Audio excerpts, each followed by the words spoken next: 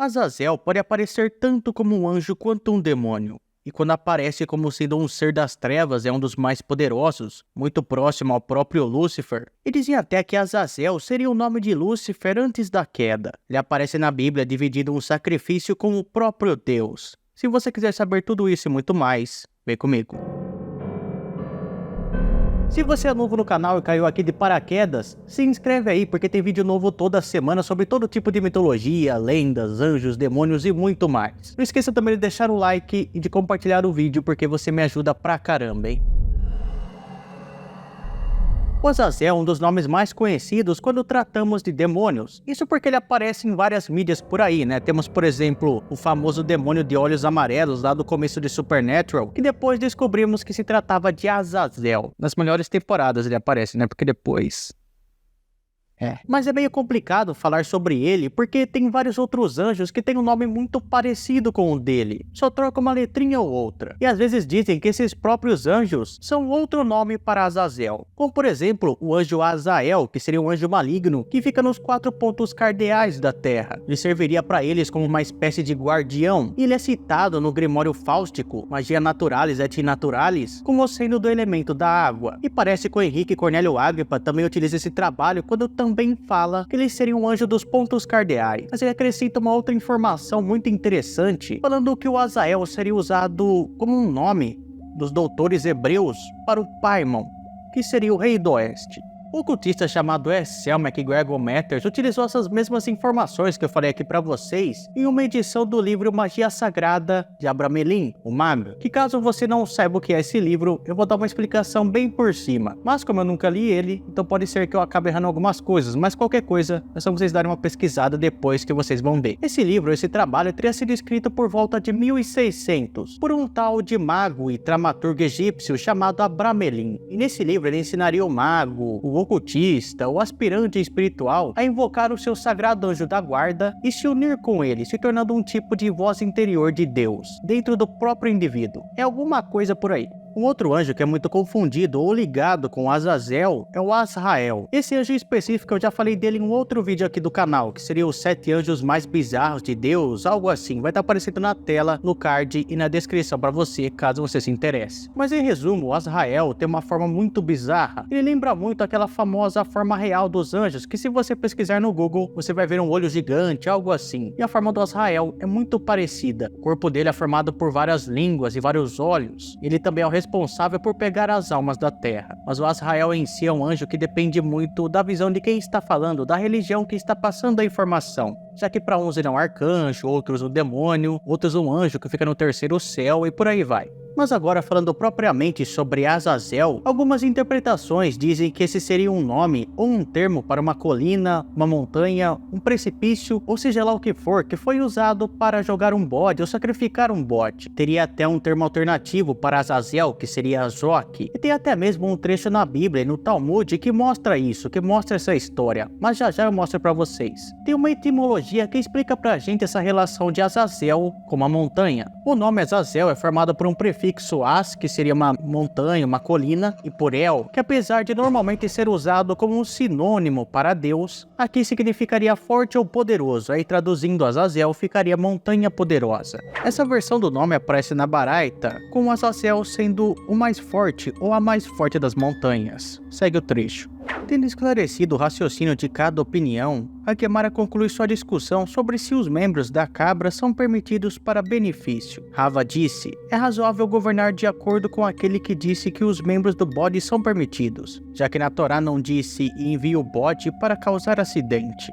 Uma vez que o homem empurra a cabra do penhasco, ele não é mais responsável por isso. Portanto, se fosse proibido obter benefícios dos restos mortais da cabra, a própria mitzvah poderia levar a um acidente se alguém encontrasse os restos mortais da cabra e fizesse uso deles. Os sábios ensinaram. A palavra Azazel indica que o penhasco de onde a cabra é empurrada deve ser áspero e duro. Eu poderia ter pensado que pode estar localizado em uma área específica. Portanto, o versículo afirma, no deserto. E de onde se tira que a cabra foi empurrada do penhasco? O versículo diz gezeira, indicando uma área que é pontiaguda, como um penhasco. Ensinado em outro baraita, Azazel é uma referência à montanha mais dura, e por isso diz, e os poderosos da terra ele atirou. Azazel é interpretado como Azael, com o termo El conotando algo áspero e duro. Mas claro que também tem outras explicações para a origem desse nome, como por exemplo, dizem que Azazel viria de dois anjos, que são Uza e Azael. Só que esse Azael, no caso, seria um anjo que teria descido na terra e tido relação com as filhas do homem. Mas isso faz parte de uma história que está fora do cânon da Bíblia, digamos assim, que são histórias que eu vou começar a contar para vocês agora.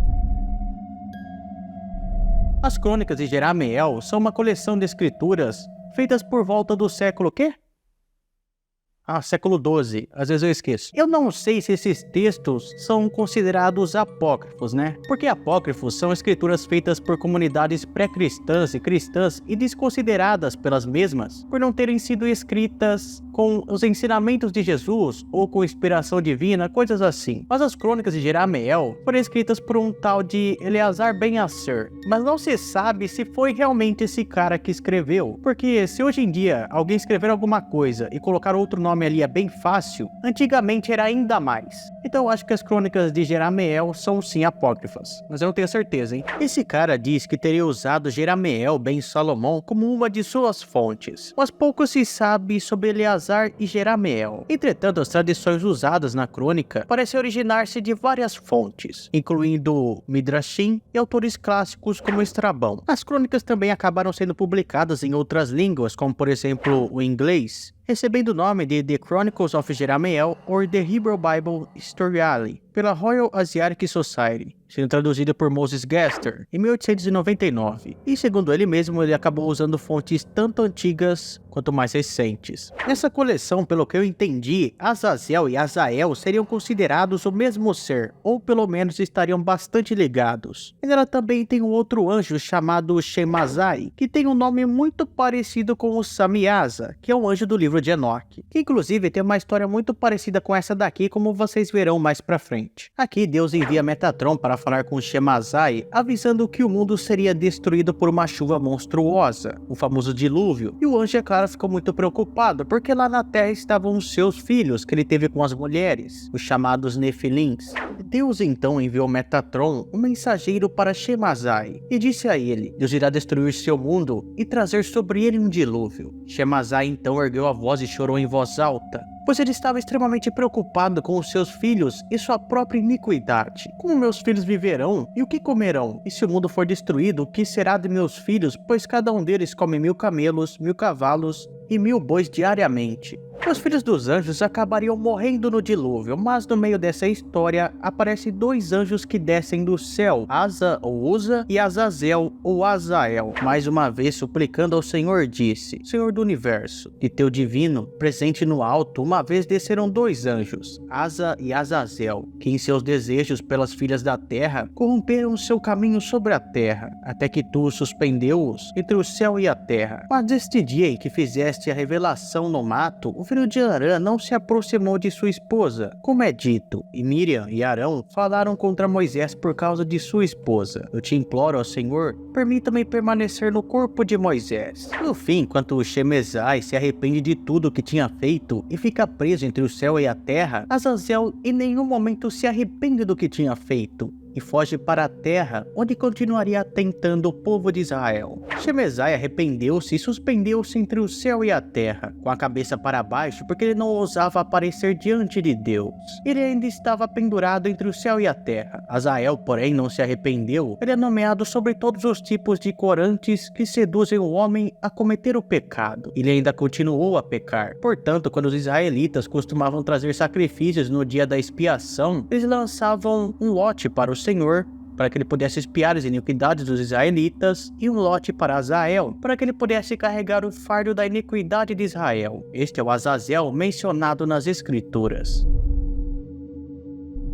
Já que eu falei do livro de Enoque, bora falar sobre a história dele que envolve o Azazel, que na verdade é muito parecida com a história das crônicas de Jeramiel, só que tem alguns detalhes diferentes. Por exemplo, no caso de Enoque, a história dá duas explicações sobre o que causou a corrupção dos anjos chamados sentinelas ou guardiões, que seriam os responsáveis por vigiar a terra. Aqui eu vou resumir a história, mas se você quiser saber de maneira detalhada, eu tenho um vídeo completo sobre ela aqui no canal, vai estar aparecendo aí pra vocês também. Bem, tudo começa com o Samyaza, que é o líder dos observadores, guardiões, sentinelas, enfim, se apaixonando pelas filhas do homem e acabando no pecado da luxúria. Já no caso do Azazel, por incrível que pareça, foi muito pior do que o próprio Samyaza, porque o Samyaza, né, ele se apaixonou pelas mulheres da terra. Acontece, não é pra acontecer, né, porque na história diz que os anjos não podiam fazer isso, mas aconteceu. Mas o Azazel, além dele fazer a mesma coisa que o Samyaza fez, ele ainda agiu como um tipo de anticristo. Por que eu digo isso? Porque ele seduziu toda a humanidade ali, né, seduziu com o carisma dele e fez com que a humanidade acreditasse nele. E com isso, ele passou para eles o conhecimento da guerra, de como fazer armas, para que a sociedade acabasse se matando. E é por causa exatamente dessa história aqui do Azazel, que uma das classificações dos 7 príncipes do inferno, assim como eu falei no vídeo que eu fiz sobre eles, em vez do Satã ser o pecado da ira, quem recebe esse título é o Azazel. Bem, no fim da história, todos os observadores acabam sendo presos no abismo. Eis o nome desses anjos. Estes são os seus nomes. O primeiro deles é Samyaza, o segundo é Araquiba, o terceiro é Armen, o quarto é Cocabiel, o quinto Turel, o sexto Ramiel, o sétimo Danei, o oitavo Cael, o nono Baraquel, o 10º Azazel, o 11º Armers, o 12º Batarial, o 13º Bazazael, o 14º Ananael, o 15º Turiel, o 16º Simapsel, o 17º Jatarel, o 18º Tumael, o 19º Tarel, o 20º Rumel e o 21º Azaziel.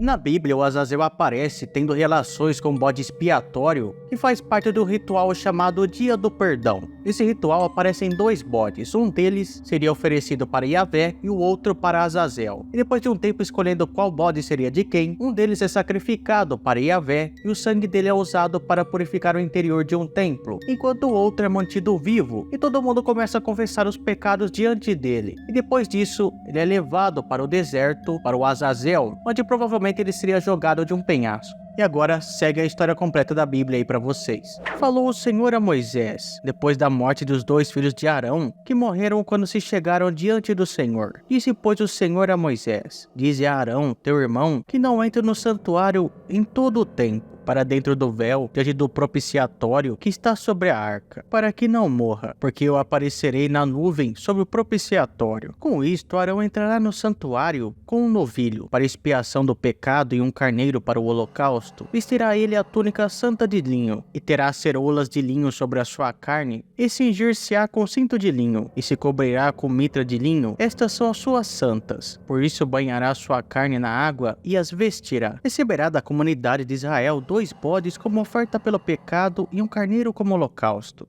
Arão sacrificará o novilho como oferta pelo seu próprio pecado para fazer propiciação por si mesmo e por sua família. Depois pegará os 2 bodes e os apresentará ao Senhor à entrada da tenda do encontro, e tirará a sorte contra os 2 bodes, um para o Senhor e outro para Azazel. Arão trará o bode cuja sorte caiu para o Senhor e o sacrificará como oferta pelo pecado. Mas o bode sobre o qual caiu a sorte para Azazel será apresentado vivo ao Senhor para se fazer propiciação e será enviado para Azazel no deserto. Arão trará o novilho como oferta por seu próprio pecado para fazer a propiciação por si mesmo e por sua família. E ele oferecerá como sacrifício pelo seu próprio pecado. Pegará um incensário cheio de brasas do altar que está perante ao Senhor e 2 punhados de incenso aromático em pó, e os levará para trás do véu, porá o incenso no fogo perante o Senhor, e a fumaça do incenso cobrirá a tampa que está acima das tábuas da aliança, a fim de que não morra.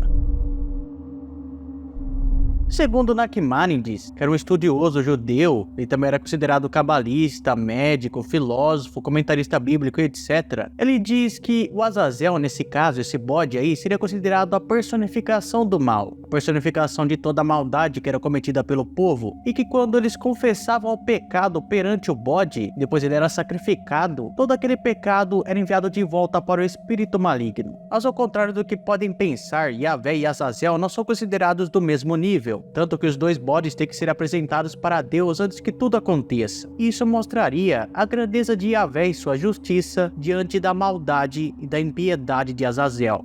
O ritual também é parecido com o envio de Efa com a mulher que incorpora a maldade em seu meio para a terra de Shinar, na visão de Zacarias. Eu a farei sair, disse o Senhor dos Exércitos. Ela entrará na casa do ladrão e na casa do que jurar falsamente pelo seu nome, e permanecerá no meio da sua casa, e a consumirá juntamente com sua madeira e suas pedras. E saiu o anjo que falava comigo, e disse-me: levanta agora os teus olhos, e vê o que é isto que sai. E eu disse: que é isto? E ele me disse: este é um Efa que sai. E disse ainda: este é o aspecto deles em toda a terra. Eis que foi levantado um talento de chumbo e uma mulher que estava sentada no meio do Efa. E ele disse: esta é a impiedade. Ela lançou dentro do Efa e lançou sobre a boca deste o peso de chumbo. E levantei os meus olhos e vi, eis que saíram duas mulheres, e traziam vento nas suas asas, pois tinham asas como as de cegonha, e levantaram o Efa entre a terra e o céu. E também se parecia com um pássaro solto junto com um leproso. Depois falou o Senhor a Moisés, dizendo: esta será a lei do leproso no dia de sua purificação, será levado ao sacerdote, e o sacerdote sairá fora do arraial e o examinará. E eis que, se a praga da lepra do leproso for sarada, então o sacerdote ordenará que por aquele que se houver de purificar, se tomem 2 aves vivas e limpas, e pau de cedro, e carmesim, e sopo. Mandará também o sacerdote que se degole uma ave num vaso de barro sobre águas vivas, e tomará a ave viva, e o pau de cedro, e o carmesim, e o hisopo, e os molhará com a ave viva no sangue da ave que foi degolada sobre as águas correntes. E sobre aquele que há de purificar-se da lepra, espargirá 7 vezes, então o declarará por limpo, e soltará a ave viva sobre a face do campo. E aquele que tem que purificar-se lavará suas vestes e rapará todo o seu pelo, e se lavará com água, assim será limpo, e depois entrará no arraial, porém ficará fora de sua tenda por 7 dias. O Azazel, apesar de ser uma criatura que coloca medo em qualquer um, também era muito admirado. E segundo esse mesmo estudioso, ele não foi alguém inventado ou trazido de algum lugar, de algum estrangeiro, mas ele sempre existiu. Sendo um demônio ou não, parece ter uma relação bem próxima do deserto, especificamente uma região montanhosa de Jerusalém e de origem pré-israelita.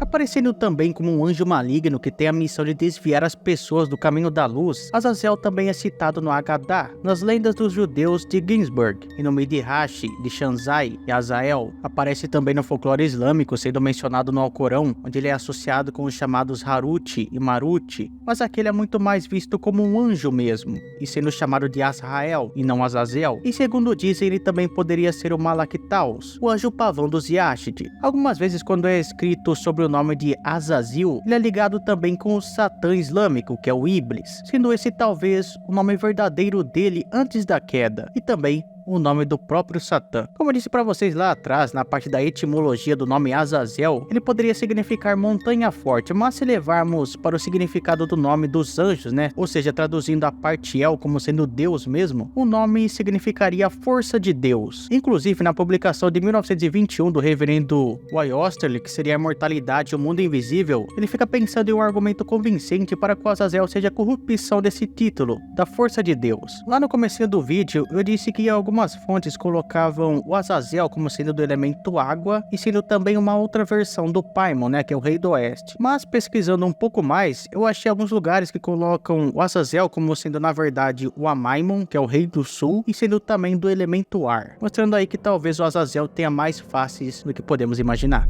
Se você assistiu o vídeo até aqui, por favor, deixa o like aí para mostrar que você gostou e também se inscreve aí para não perder nenhum vídeo, beleza? Valeu, falou, tchau!